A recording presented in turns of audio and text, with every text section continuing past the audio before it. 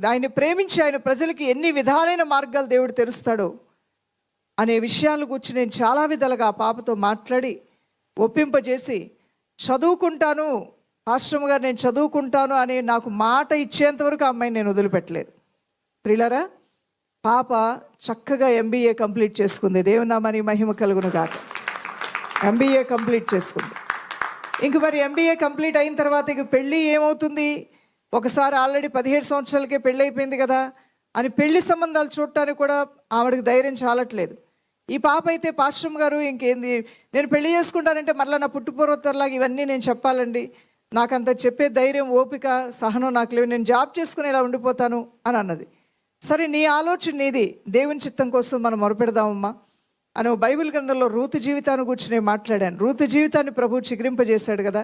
నీ వయస్సు చాలా చిన్నది, అయితే నీకు ఇంకా 23, 24లోనే ఉన్నావు. అప్పుడు పెళ్లి చేయటమే ఒక తప్పు అయితే, మరి ఇప్పుడు ఇంకా నీ చిన్న వయసే కదా, అందువలన దేవుని చిత్తం అయితే గనక వివాహం అవుతుంది, లేదంటే గనక దైవ చిత్తానికి నీ జీవితం అప్పగించుకో, మేలుకరంగానే ఉంటుంది అని ప్రార్థన చేసి, నా ఇష్టం అనొద్దు, దైవ చిత్తానికి అప్పగించుకో అన్నాను. నా